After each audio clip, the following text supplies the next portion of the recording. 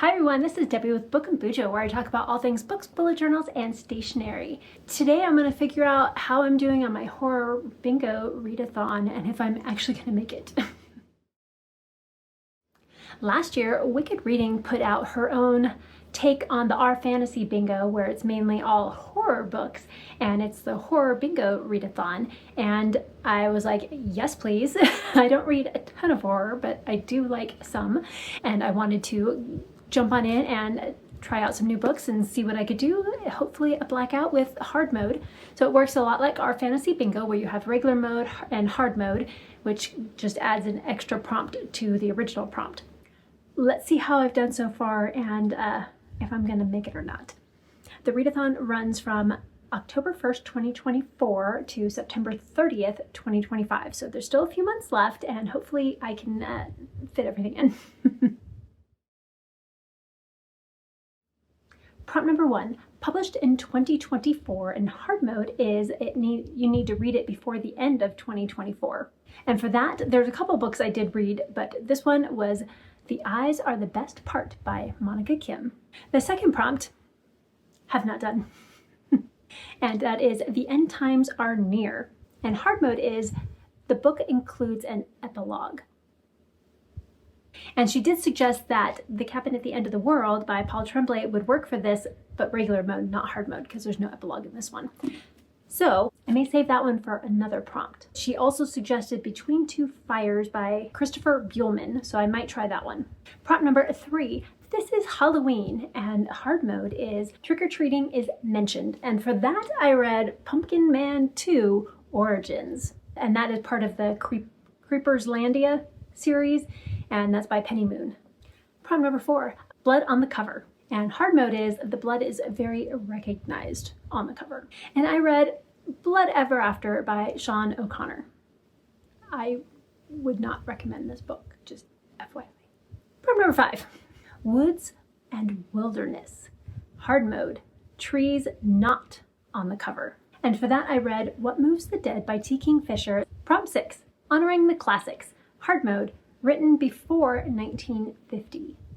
And there's a lot that you could do. You could do The Strange Case of Dr. Jekyll and Mr. Hyde. You can read Frankenstein, Dracula. I've already read all of those. You can do rereads, but I've already read all those. 2 of them that I'm thinking of, I mean, Edgar Allan Poe would definitely work here, so one of his works, but I've read a lot of those too.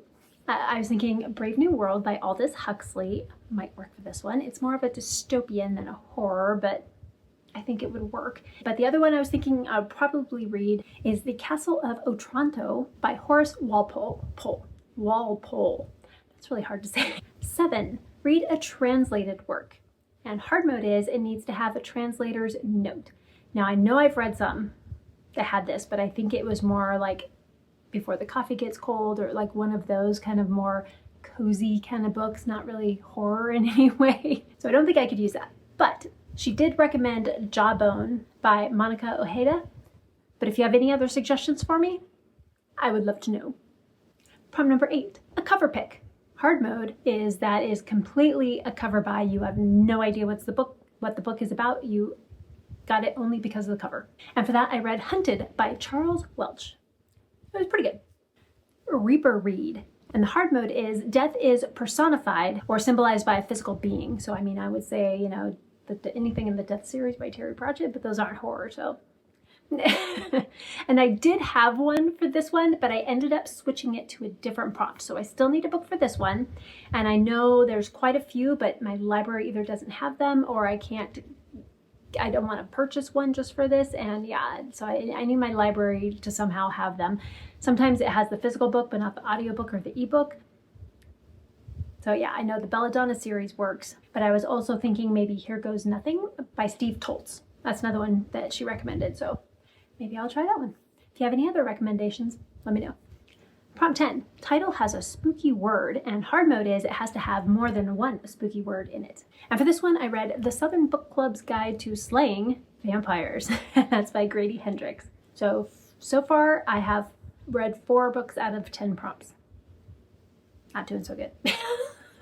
Let's see what the other rows bring. Number 11, Dead Man. And the hard mode is, it's part of a series. And this is the one that I was going to use for Reaper Read, but I ended up switching it to this one. And that is Death Whispers, the first book in the Death series by Tamara Rose Blodgett. And I did love that series. Well, the first book, it's really cute. It's more of a upper middle grade, lower YA kind of book. And yeah, it is pretty funny. The kind of like magic system is some people have certain affinities towards certain types of magic, like being able to control electronics or weather or more like a necromancy type of thing. But yeah, it's cute. Prompt 12, genre bending, mushing multiple genres together. And the hard mode is, it's not a genre you typically read. And for this one, there's a couple that I'm thinking. So I may use a reread here and use Bunny by Mona Awad, because the second book in the series, who knew it was going to be a series? I am so excited. We Love Bunny comes out in September, and I already put a hold on it at my library. They have purchased it and they will get it when it comes in, and I am hoping I'm the first person on that list. So I'm very excited for that one. So I do want to do a reread of Bunny by Mona Awad, but I also may do Perdido Street Station, because I mean, horror isn't one that I typically read, and she said that could be, if you don't typically read horror, that could be what you could use for this prompt as well. 13, best number ever, is a 5-star read, and the hard mode is, it has to be a 5-star prediction, and for that I read Empire of the Vampire by J. Kristoff, the first book in the series, and I loved it. I cannot wait to read the second book. 14, a BIPOC author, and the hard mode is the author is new to you. You have not read from them before. And for this one, I read Monsters Born and Made by Tanvi Burwa. 15, cryptid creatures. Hard mode, you did not know the lore behind the creature before you read the book. And for this one, I read Cthulhu's Children by J.E. Murphy. And this one started out really good, and I think it just kind of went as it went on. 3 stars. It was good, but nothing special. I think if I was, it's more of like a young adult book, so I think if I was more towards that age when I read it, I probably would have enjoyed it. I probably would have enjoyed it more than I did as an adult, but it wasn't bad. Prompt 16, the title has a number.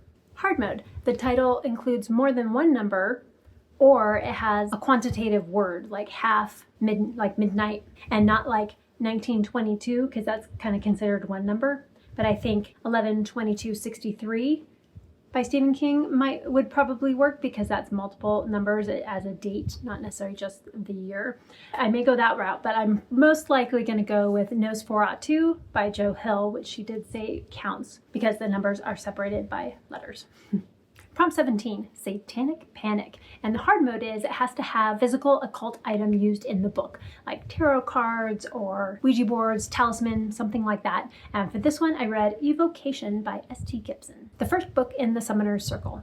Prompt 18, Book Club Pick. Hard mode, book club pick, because it's hard enough to get through your book club picks all the time. So there you go. And for this one, I read The Book of Azrael, the first book in the Gods and Monsters series by Amber V. Nicole. And I did enjoy that one. I believe that one was the Bujo Buddies book club pick at some point. Prompt 19, Pink Horror. And the hard mode is, it's a debut novel. I did struggle with this one a little bit, and then I went back and watched her video again. I was like, oh yeah, Natural Beauty by Ling Ling Huang. That's what I really wanted to read. But there's also Mona Awad's debut novel, which is 13 Ways of Looking at a Fat Girl. So one of those two I plan to read. 20, Multiple POVs. Hard mode. Also dual or multiple timelines in the book. And for this, I plan on reading Spite House by Johnny Compton. House of Leaves would also work for this one, as well as Ship of Theseus. That one would probably work too. So far we're at 12 out of 20 books, so that's a little better. Doing a little better, still not great. See how I did on the last row and how many more books I still need to read. So, prompt 21, As Seen on TV. And the hard mode is, you have not seen the film or the show. The first one I thought of was Heart of Darkness and Apocalypse Now, but I actually took a class where you had to read the book and then watch the movie and then write a paper on it, and yeah, so I read those and watched it. There's quite a few that are out there. I think We Used to Live Here. I think that one is getting an adaptation, and I think Nosferatu actually has one as well. So Could do that too. Maybe. The Witcher, any of the Witcher books would work as well because it has a TV series and the game. So if you haven't read any of those, you could try that. But the one I think I want to read, definitely read before I watch it. The one I want to read though is My Best Friend's Exorcism by Grady Hendrix. 22, out of your comfort zone. Hard mode, you have read from the author before. And again, horror isn't my go-to at all. I do like horror, but for some reason I don't read it that often. I plan on reading Final Girls by Mira Grant, because I have read Mira Grant before, but I've also read Shauna McGuire, which is the same person, just different pen names. 23, a short story collection. Now, I did read a short story collection, but it didn't fit the hard mode. So if I need to, I can use it for regular mode, but hard mode is it has to have 12 or more stories to it. So this one you could use Hex Life, but I read that one last year before this readathon started, so I can't use that.